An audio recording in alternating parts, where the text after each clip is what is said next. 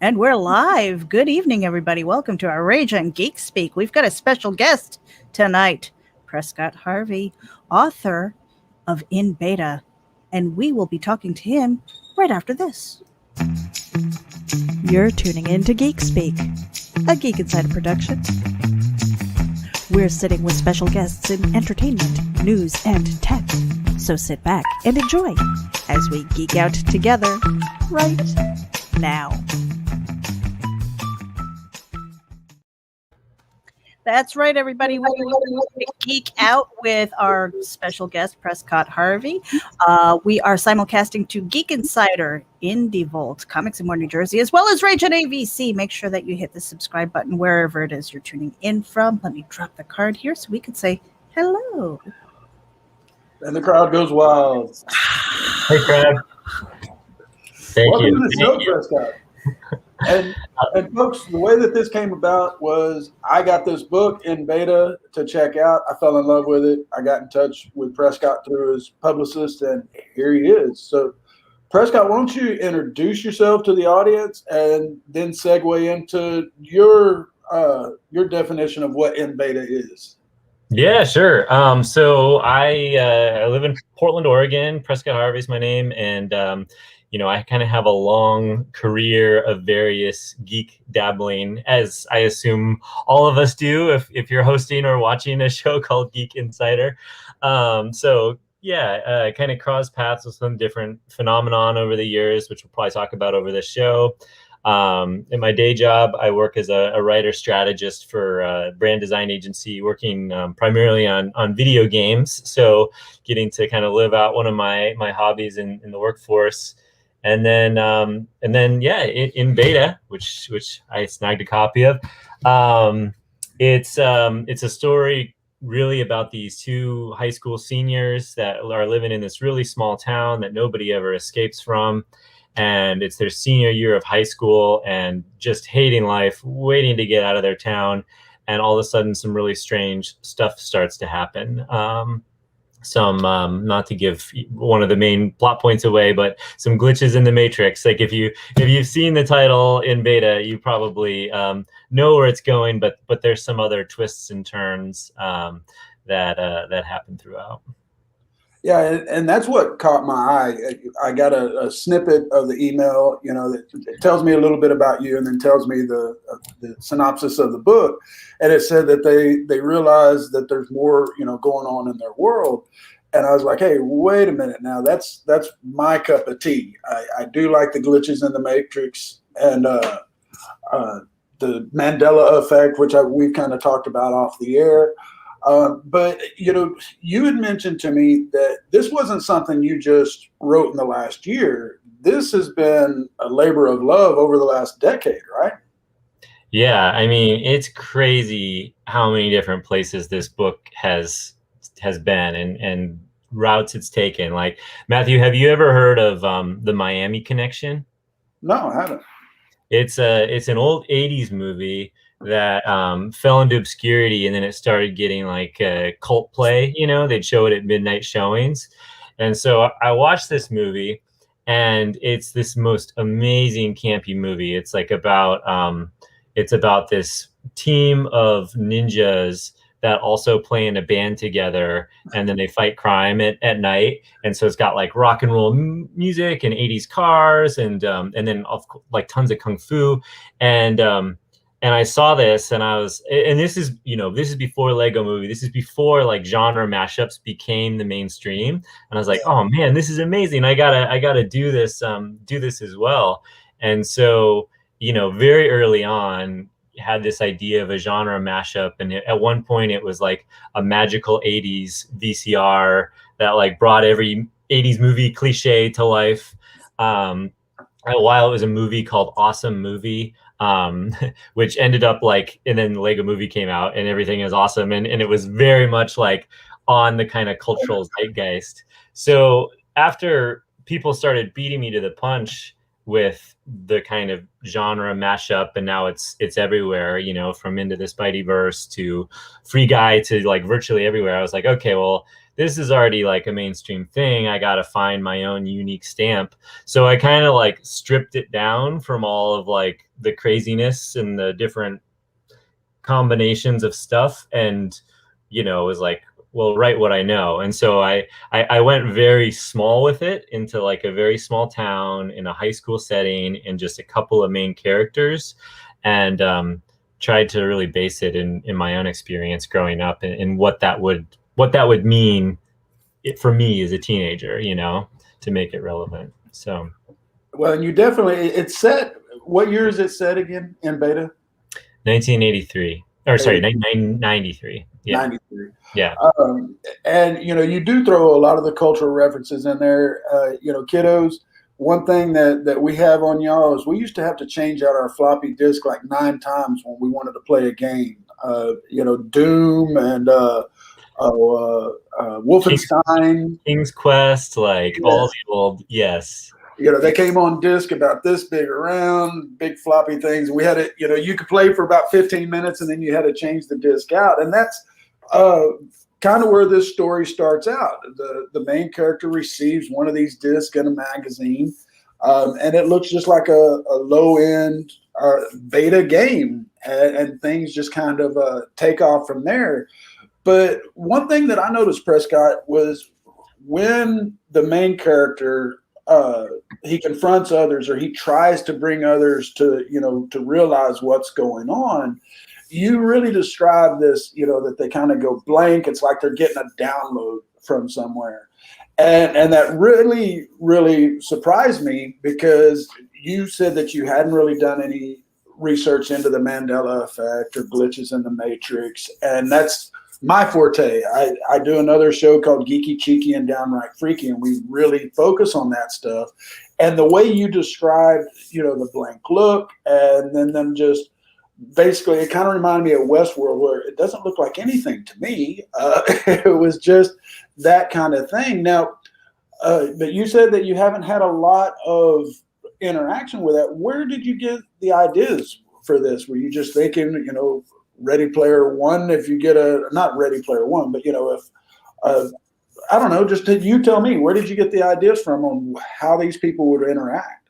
Yeah, well, it's a great question. And, since we first chatted, I looked into the Mandela effect, and it is pretty crazy how many similarities there are to what was described in the book. But my goal in writing this, I have a friend who's a sci-fi author, and he's very, he was a robotics engineer. And so he has this incredible background in coding and robotics, and that's not my expertise, right? Like, that's not my background. So I really wanted this to be based in, taking a step back from like the sci-fi elements and the actual science that would power this, and more like looking at it from like, what is the subjective human way that these things would feel, both to the main character Jay and then these other characters. And so it was very much based in like, I have a friend who's he's a child psychologist, and I talked with him a lot about like, childhood trauma and the way that the mind can almost like disassociate from past traumatic events. And so it was kind of based more in that idea, and like the human psychology of like, what if we were in a simulation, and that was kind of like the way that we dealt with this traumatic thing that we couldn't look at, was to essentially disassociate. And that's great. I didn't even think about the psychological aspect of it. And, how would I handle knowing for sure that I'm in a simulation? I mean, I've had encounters before where I'm going, are we? Is it possible? But if you was really confronted with, I was able to get on my computer and start changing things, I can't say that I would have been as altruistic as Jay was or Jeremy in the book, because I think I would have been, hacking my house, give me a break. I mean, he does, and don't get me wrong, folks, he does do some teenage stuff. Like I said in my review, one of the first things he does is he looks at one of his classmates naked in the shower. But the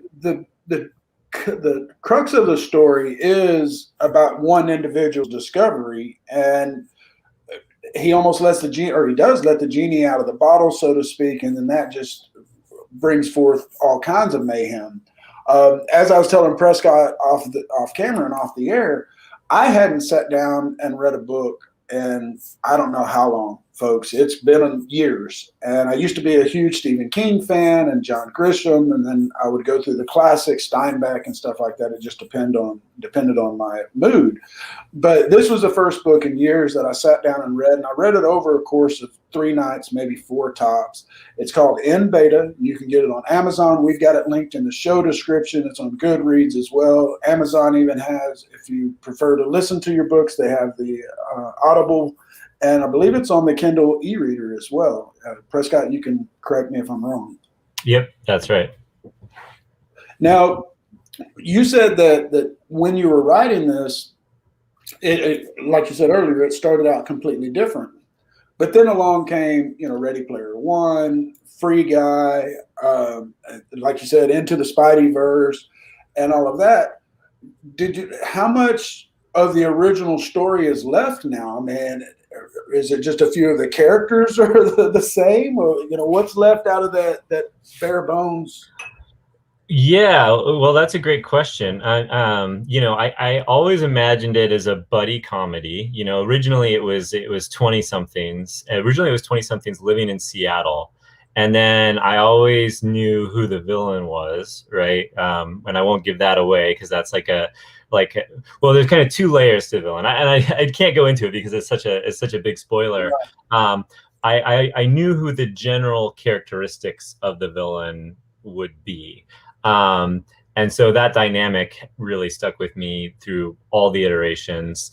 And then I always knew what the last chapter was going to be, or it's the chapter called Maximum Underdrive, which I don't know if you've seen the Emilio Estevez, Stephen King movie. Yeah, right. So kind of doing that in reverse was always a really funny idea that I was attracted to. So I had those 3 components, and they kind of stuck with me through all the drafts. But obviously it shifted from Seattle to a small town, from a 25-year-old, almost like a Pineapple Express, 2 25-something stoners realize that they're stuck in the Matrix, and which is also a really funny one. But I just I was having difficulty coming up with all the details to paint the world. So I consolidated it.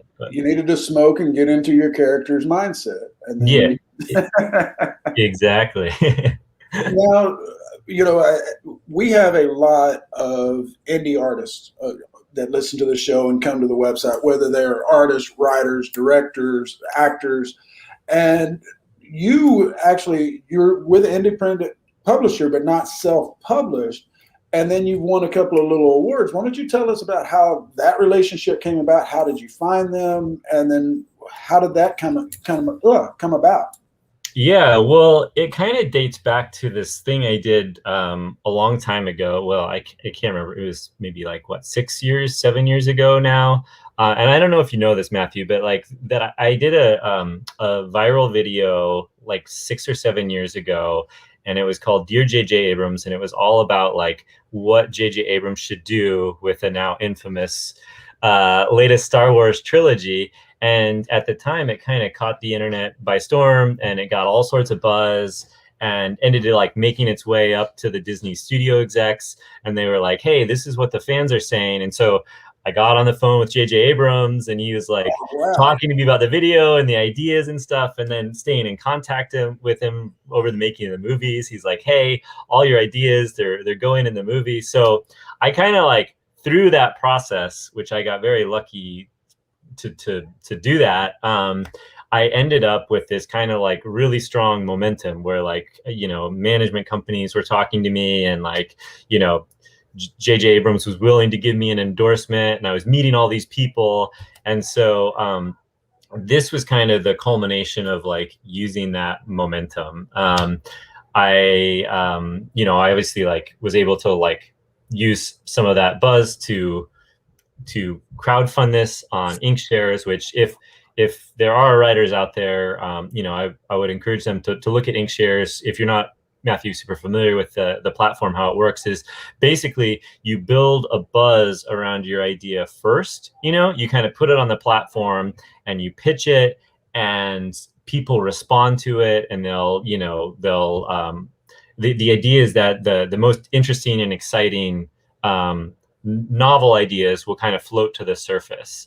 And so I used all that buzz to put in beta on the platform with like a couple chapters written and a synopsis, and then the platform kind of works as it does, where there's a limited time window and people get to comment on different projects, and then the ones that get the most traction rise to the top and get funded and published and whatnot. So, I guess, one of those, the buzz of a viral video is really hard to recreate, but there are platforms out there for first-time authors like myself that will maybe allow you to get your ideas out there more quickly than a traditional publisher would. I should give a plug too, because my wife actually helped found a company called Girl Friday, and would also, I had the luxury of her kind of guiding my hand in my decisions, for free. But Girl Friday is a really great option. They have a couple different publishing options as well, and so having that kind of stock of ideas and marketing expertise was really helpful and instrumental in getting in beta off the ground. So, and I was glad that you brought up the J.J. Abrams connection, because I was wondering how in the heck you ended up with his quote on your book. And of course, your publicist is brilliant. They put that, meet the man J.J. Abrams called brilliant or whatever it was. And so, yeah, I was wondering about that. So that's actually a pretty cool story. I mean, you kind of got consulted on the Star Wars movies, but, I think there might be some folks that may blame you for a few things too. Oh my gosh. Tell me about it. I mean, I was in the theater first night on all of those movies, and, the first one I was like, okay, and then the second two, I was just like, oh no, what's happening? So it's funny, if you go back, the video got taken down, but I have it on my YouTube channel if anybody wants to see it. And it's just funny because you can kind of track the timeline as the movies came out, and you can see people's comments about go from hey, these rules were great, and then hey, the Mandalorian followed these rules, and then the last Rise of Skywalker comes out, and now everybody's like, thanks a lot for ruining Star Wars, Oh, that's too. Yeah. And folks, just again, I didn't mention this earlier. Meredith is in Florida. She's having some storms, so she's just floating around wherever she can to help out. But I wanted to circle back around to ink shares, because this is one I'd heard of, but I wasn't up on the particulars of it. And with our reach out there, with our audience, that I know there's a lot of you that have, like me, 8 or 10 manuscripts open at any given time. You've got books that you're working on. This sounds like it's definitely something to check out, and I'm going to be checking it out more just to see if we can meet other great authors, because if it hadn't been for your press release or your publicist, I don't know that I would have found in beta, because I just don't take the time to read. And so how has the junket been since then? Have you been going, back to back press releases or signings? Or you haven't getting to do any of that with the pandemic right now, or is everything kind of still iffy? Yeah, I mean, it's definitely it's been tricky because of the pandemic. I mean, in beta got delayed a year just because of both production supply chain issues, and then also, you couldn't really do anything in person. And then the expectation was things were going to open back up, but now they're closing back down with the Delta variant. So, I'm working with a couple local bookstores on small scale events, but there's not been a lot of big scale events around this. And, to be honest, I think the response to in beta has been, it's been better than I've hoped for. And I think Inkshares has been surprised at how positive the response has been. I mean, to be totally candid, like knowing the editor's taste over there, like they really want to be doing literary fiction, and in beta is definitely genre fiction. And this has been like tension that we've had through the entire development process. So I don't, I think it's maybe a little bit of a different, it's not necessarily the type of work that they want to be doing, but now that it's getting positive traction, like I literally just got off the phone with their COO about like what we can do to like capitalize on that and take advantage of that. So I feel like things are ramping up for in beta quickly, which is awesome. So yeah. And with the various streaming platforms these days, and of course theatrical releases, movie studios are taking a lot more or seem to be taking more chance on some of the little guys sometimes, because I'd never heard of the book Ready Player One until the movie came out, and right. Didn't even know Free Guy anything about it until I just saw the previews of Ryan Reynolds. So has there been any kind of sniffing around as far, from Netflix or anything like that, or is it still kind of pretty early on? Because this has only been out, what, a month and a half? Yeah, it's only been out a month and a half, and it's interesting. Like even just having it up on Inkshares, I mean, video games. Like I know I work in video games, right? And like video games as an industry, it's surpassed Hollywood, in terms of revenue. It's a huge industry, and COVID saw it just blow up. And so, even at my work and my job, we're like scrambling to like rethink how we even think about video games because it's just going gangbusters. And before the book even came out, it was getting like inquiries. Like, there was a Chinese media company that was interested in doing something with it, and then there was another company in LA, and they weren't like one of the big ones, but even the fact that they were kind of like sniffing around before the book was even out, I thought was pretty cool. So we'll see. Like supposedly one of Inkshares, one of their selling points is that they do have like a really strong connection into Hollywood, which, for other authors out there is another reason to consider them. But that's definitely a carrot that they are dangling. I used to live in LA, so I'm also, I've had a lot of smoke blown up my ass, and, I'll believe it when I see it, but it's something that's been discussed. Yes. Very cool. And then we got a question here. It says, what was the shit or get off the pot moment when you decided, yeah, I'm doing this writing thing? Was there, that catalyst moment when you decided, yep, I'm going to, because we all know how hard it is to make the time to sit down and write, especially when you got a day job as demanding as yours. So was there that shit or get off the pot moment?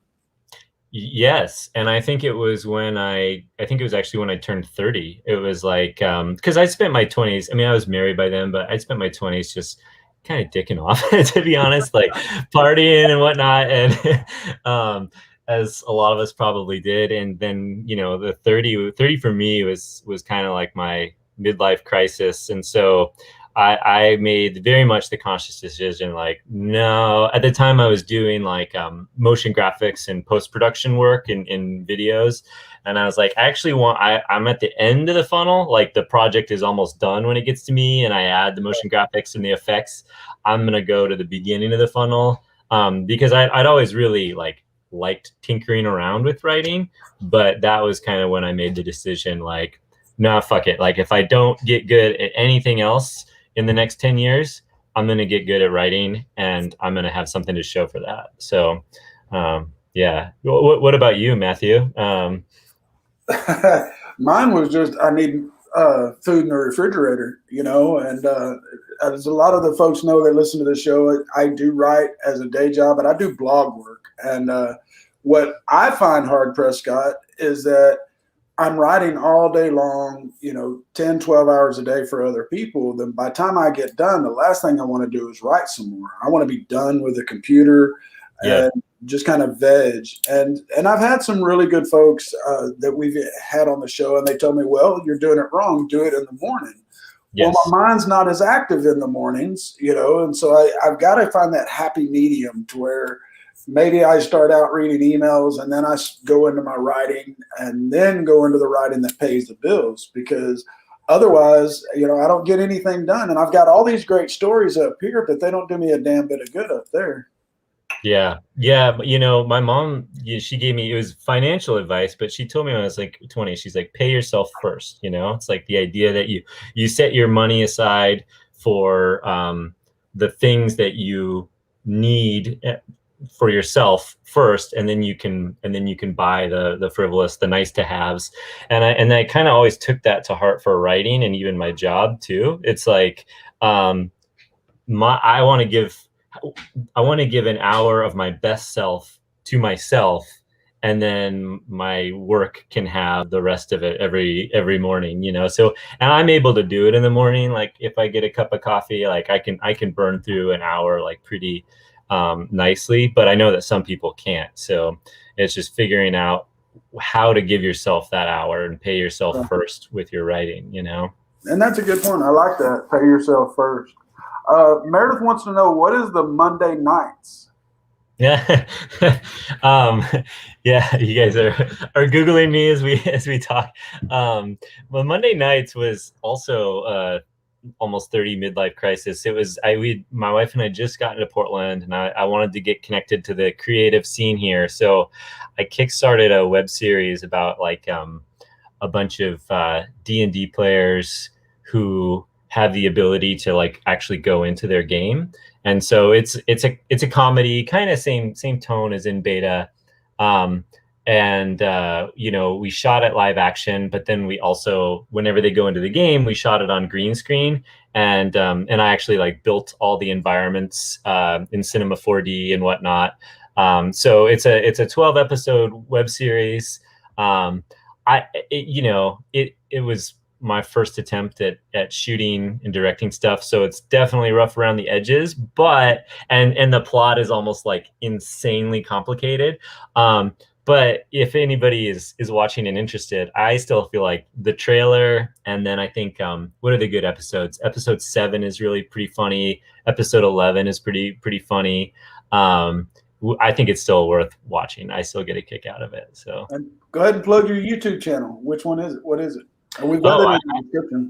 I don't even know. I think it's actually on my wife's YouTube channel, because we didn't know how to do the whole YouTube thing back then.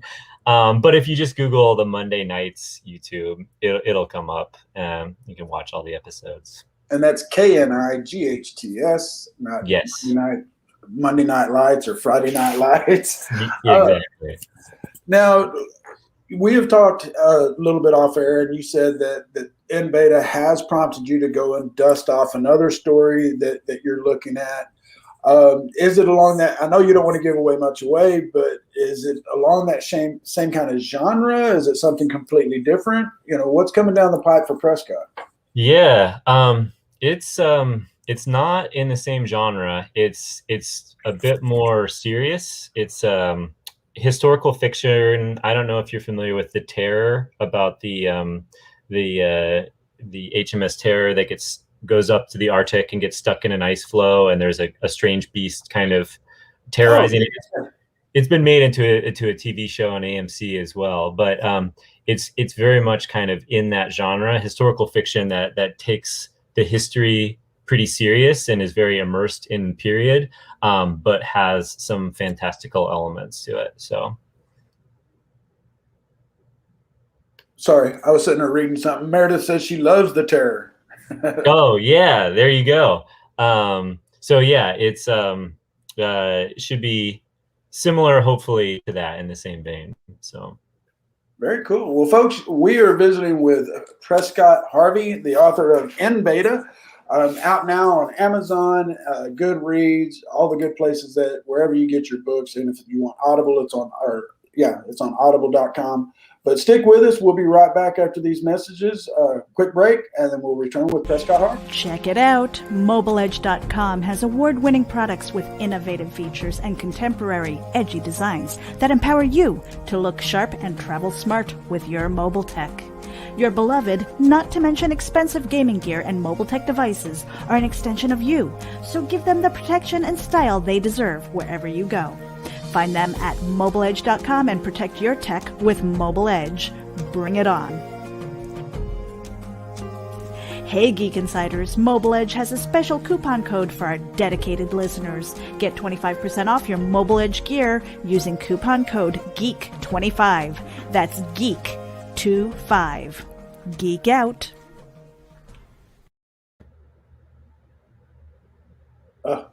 Oh, there it goes. Wow, that was weird. I wasn't expecting the card to come up right there.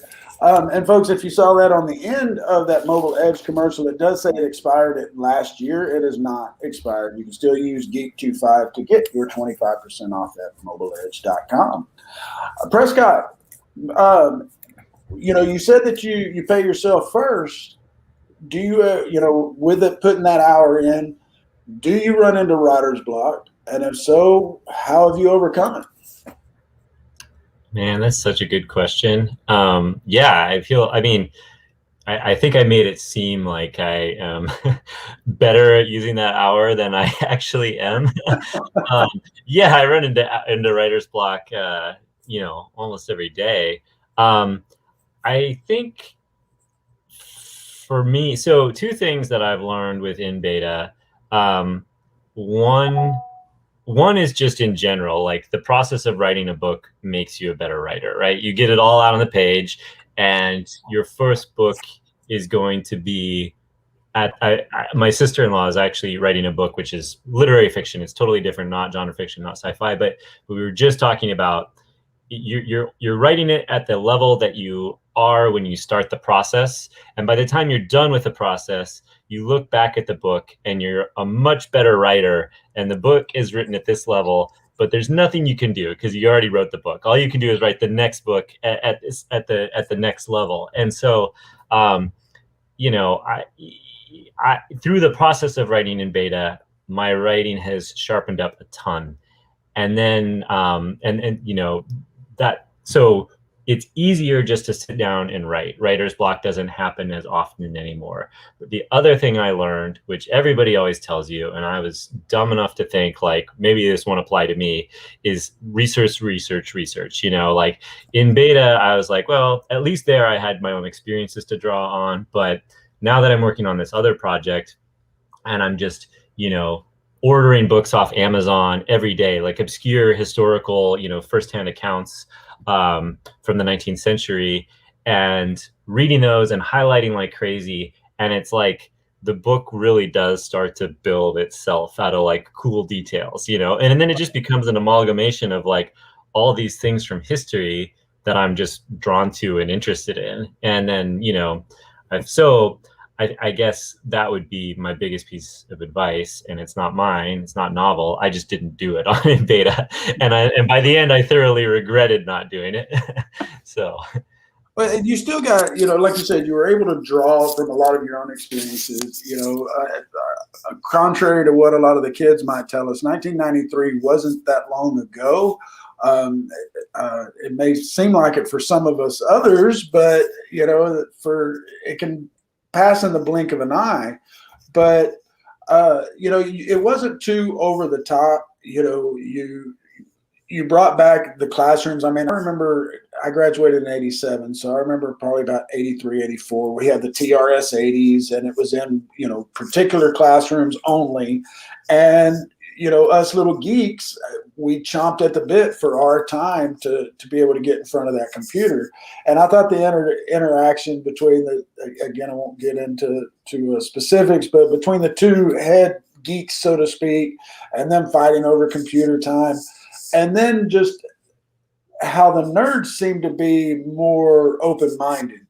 And but folks, I hope that you've been intrigued by our vagueness on the story, but I just don't want to give too much away here because, like I said, I read it in 3 nights, 4 nights tops, and it was one of those where I'd go, okay, just one more chapter.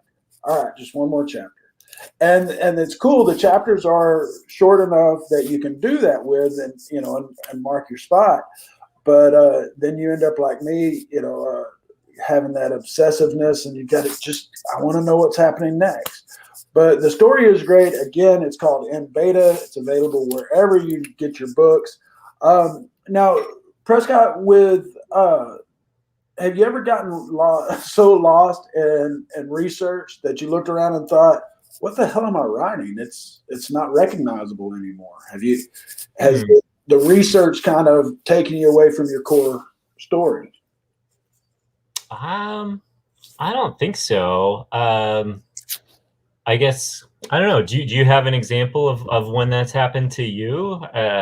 I'm trying to think of like how research would, do you mean like just going down a rabbit hole to the point that you kind of lose the story thread in it? Right. Yeah, not so much in this project, mainly because like the beginning of the project, the story is so strong, and the first half is really strong. And then I still, at this point, don't know what happens in the second half. So I have enough holes to fill in that there's not like a thread that I'm losing. Like I need to finish the thread, I guess. Does that happen to you a lot? Not a whole lot, because at this point, I'm still at those stages of drawing from my own life experiences. I like the genre fiction. And then just kind of, I like horror, a lot of horror. And so there's not a lot of history there in horror. You're just supernatural and stuff like that.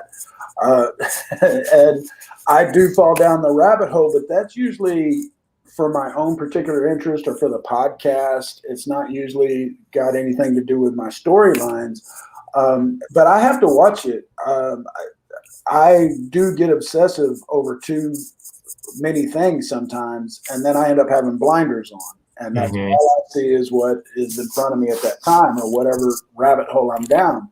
I basically freaked the hell out of my wife when I first found the Mandela effect, because it was kind of one of those mind-blowing moments of, oh shit, are we living in a simulation? Or at least, is there something more going on here than what we've always thought to believe or been taught to believe? But no, I haven't ever really gone astray. Like I said, most of the stuff I write right now is to pay the bills. I haven't taken the time to write my own stuff, and I need to. Just sorry, not to interrupt you, but I think I know what you're talking about when you talk about like getting stuck on a certain idea. And tell me if you do this, but like I have or have had in the past, I'll like get an idea that I love in my head, and then I just like keep writing around that idea and like kind of like tonguing it over and being like, oh, that's such a good idea. Oh my God, I'm so excited about that idea. And you almost like never get to writing the rest of the story because you're like obsessed with one moment or like one plot twist or something like that. Is that what you kind of mean by that? Yeah, exactly. And where you kind of get those blinders on, and up here, you're churning it out. It's going to be great if you can just get it just right. But then it just kind of keeps snowballing from there and getting bigger and bigger. And then you end up losing the core of it. Yeah. Now, I know a lot of creative writers have, various superstitions or rituals that they'll do. Do you have any?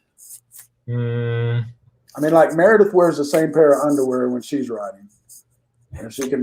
If she hears me, she's going to kill me on that one. Just kidding, folks. Oh man, no, maybe I'll steal Meredith's, not her underwear, but no, I don't know if I have a superstitious ritual like that. I guess my superstition is if my kids are in the room, then I'm not getting any writing done. So I have, I will kick them out forcefully. That's maybe my ritual when it comes to writing, but no, that's great. Do you have anything like that, Matthew? I don't, other than the fact that I turn on music. I've always said I can listen to anything. It just depends on my mood. When I am working for somebody else, I'll listen to anything. I listen to Ozzy or whatever, just whatever my mood is. But if I am creative writing, I'm listening to classical. That's the only time that I'm listening to classical music.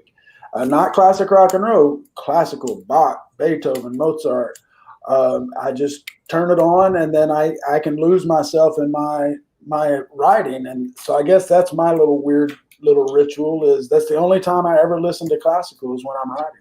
Yeah, me too. I have a really hard time with words and music. And for me, I don't know if this happens for you, but I'll put on music, and the mood will start to affect me, and then I will go to a place in the story where that mood is required. Like if I start getting sad and melancholy, then I'll like work on a sad and melancholy section. If I'm feeling like amped, then I'll jump over there and write. And that, so kind of like using music to inspire a mood that then informs the process of writing for the day. Question, do you have a favorite program that you use, Matthew? I know that for your own personal stories, not necessarily for the blog stories. Do you just use Word, or? I'm on a Mac, so I just use Pages. Yeah, okay. Have you ever heard of Scrivener? And this is not a plug. I don't have any association with them, but I yeah. But I found it, just as I was talking about like jumping from place to place in a story, it's really good at like, you have like kind of like a macro outline over on your left-hand side, and they just make it very easy to jump around and work on different parts. And I was just thinking, like, I wouldn't have had that ability a couple years ago before I started writing in Scrivener, but it's been really helpful. So yeah, that sounds great. What's the name of it again? Scrivener. It's Scrivener, and just a lot of great functionality for writing stuff. Yeah, that sounds great, because there are times when I'm in a different mood, or I want to go back to a specific area because I'm in that dark place, and I want to cover that at that point. But you're scrolling up and down, and then you're looking for, okay, well, where's that paragraph where I'm wanting to fit this in? So that's definitely something that I'm going to have to check out, and I know a lot of our other writers could probably use it as well. Yeah. Meredith said, have you ever surprised yourself with how dark or twisted you can go with your stories? That's a great one. I know I have. Yeah. Well, I would say maybe, unfortunately, no. I've gone to really dark and twisted places, but again, I tend to have sometimes a dark and twisted view of myself.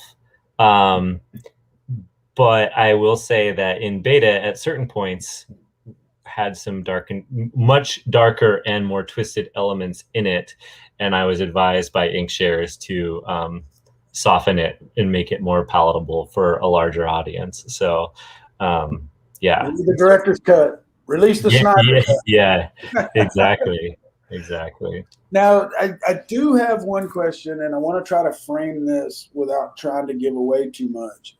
There is a point in the story where our main antagonist figures out sort of what's going on.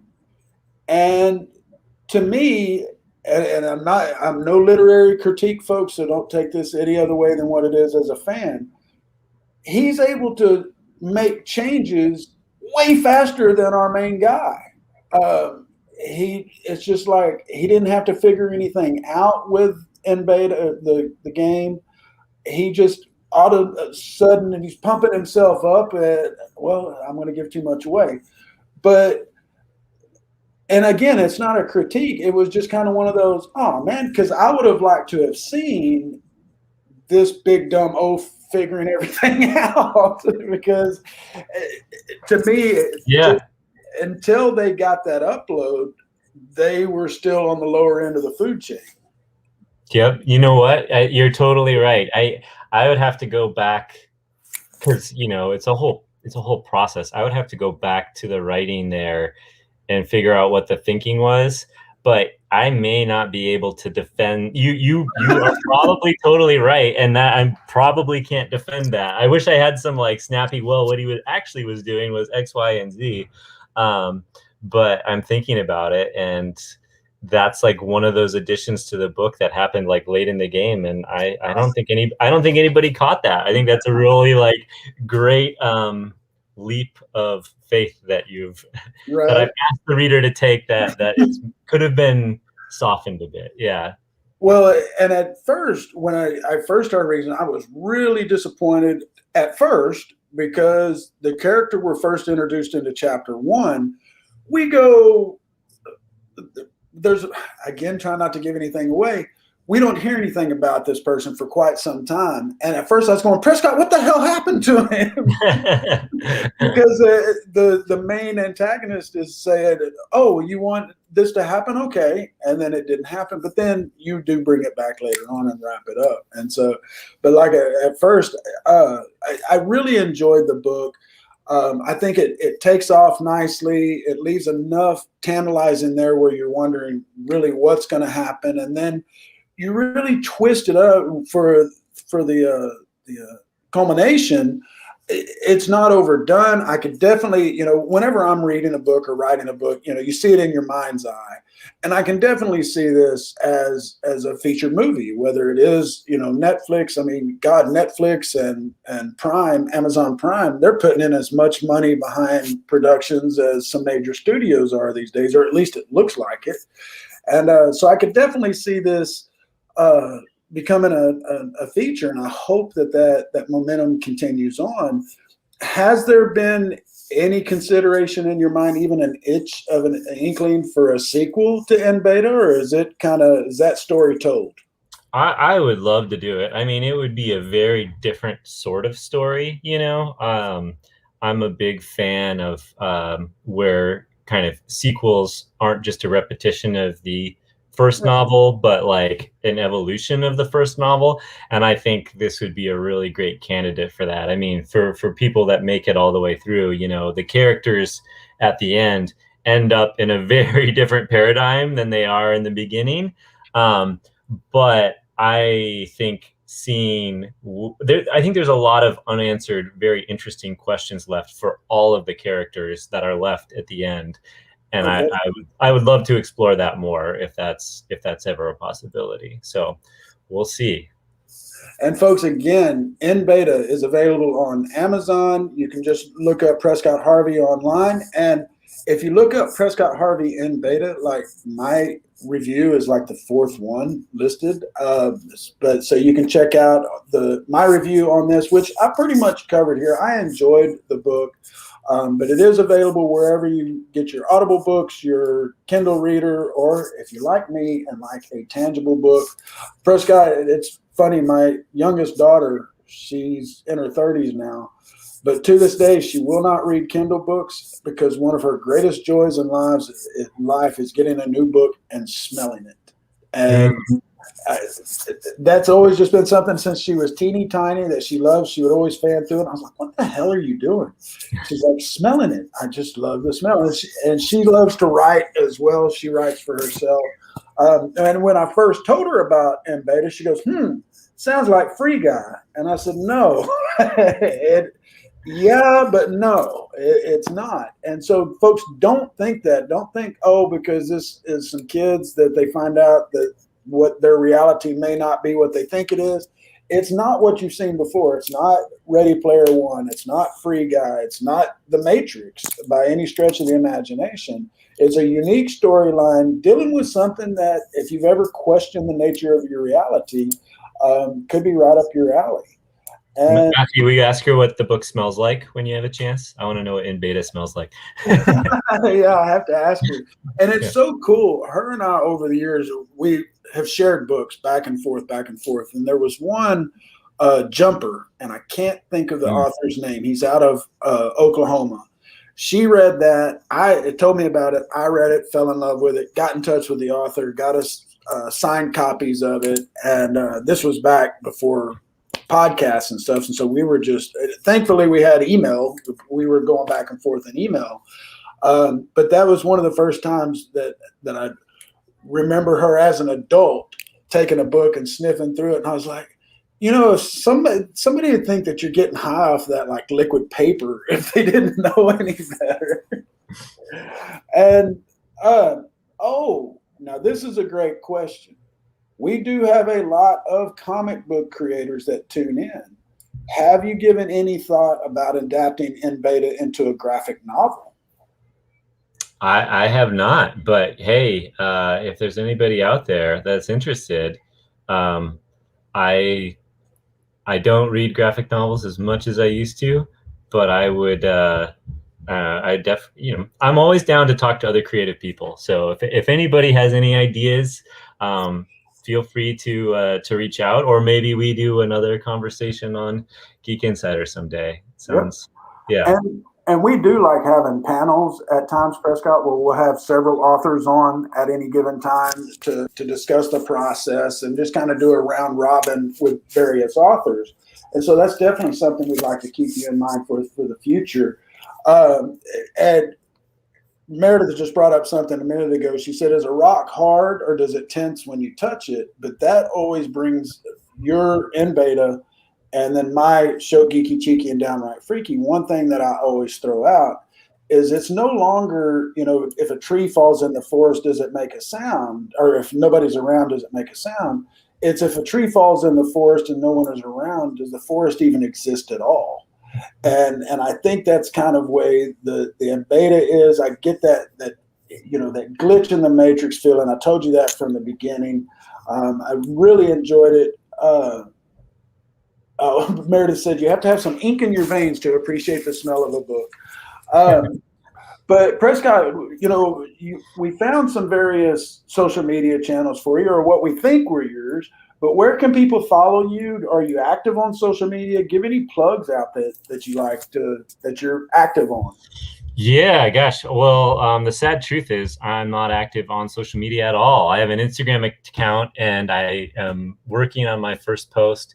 I had the Twitter account. I was doing okay. And then I actually shut it down to get a new job. I didn't want anybody looking at my old posts. But it's back up. There's no picture yet, but please follow me on Twitter, Instagram. I'll follow anybody back. My bad for letting those things linger. And people can always reach out to my email too. I got a lot of people when the whole Dear JJ video happened, a ton of people reached out with just questions about that. And people were like sending me their scripts to pitch to JJ Abram. And I got it all. But I respond to all of them and I love talking to creative people. It's great to be part of this community. So hopefully this will make some new friends off this. So. Well, you definitely have here with Geek Insider. Like I said, I love the book. Meredith is probably going to want to read it after this. If she is our comic book person, she deals with a lot of the comic book, or the majority of the comic books, and the people that are doing Indiegogo and the Kickstarter. And we have met some really, really very talented people over the last almost 2 years now. We've gotten relationships. You were talking about the campy movies earlier, and we've got a really good relationship with Full Moon Features, who do all the Puppet Master movies and Subspecies and or Species, not Subspecies. I think they did Prehysteria, then Species. And then they do the Demonic Toys, but they just had a new one come out. But we love the indies here. And Prescott, I'm glad to bring you into the fold of the Geek Insider family, so to speak. So, of course, anytime you got something coming out, let us know. If we can touch base, if M Beta is getting optioned out, I guess optioned out is really cool, but when they start filming is really yeah, that's the clincher, right? Exactly. But Prescott, we every single show of Geek Speak, we ask every single guest one question, and that is, if you could go back in time and give young Prescott one piece of advice, what would it be? From a writing perspective, it would be start earlier. Don't wait until your 30-year crisis is kicking in to actually take the craft seriously. I mentioned I did a lot of dicking around and partying in my 20s, and I'm glad I did that, but I wish that I would have paid myself first during that period, because I'd have a lot more in the bank now. So yeah. Very good. Very good advice. And folks, we hear that from a lot of the published authors, is that you have to take the time to get it on paper. If you're not getting it written, it's not doing you any good up here like what mine are. I've had stories in this head for 20 years that still need to get down on paper, and I've always had excuses. And the only person I have to blame at this point is myself. I mean, we've had a year and a half in lockdown, and I'm still where I was a year and a half ago because I'm always worried about chasing that almighty paycheck. But we got to pay the bills. Prescott, we really enjoyed having you. Don't go anywhere yet. We're going to wrap up the show, and then we can talk a little bit offline. But everybody, check out M-Beta. It's available on Amazon, all the good places where you get a book. I guarantee it. Well, I won't guarantee it, but I'll almost guarantee that you're going to like it. And we thank you all for tuning in. This is Geek Speak with Prescott Harvey in beta right now. Make sure that you check out the show notes. We've got the links to Amazon as well as some of the social media. The Monday nights. That's there. We found you. We're out of here, you guys. Thank you for tuning in. Make sure that you hit the subscribe button and share this out with your friends because the replay is just as good as the live stream. On that note, you guys have a great evening. Stay safe, stay productive, be kind, and hit the button. We're out of here. See you. At Geek Insider, we foster relationships with those in the geek sphere so we can give our audience the insider view of entertainment, tech, and more.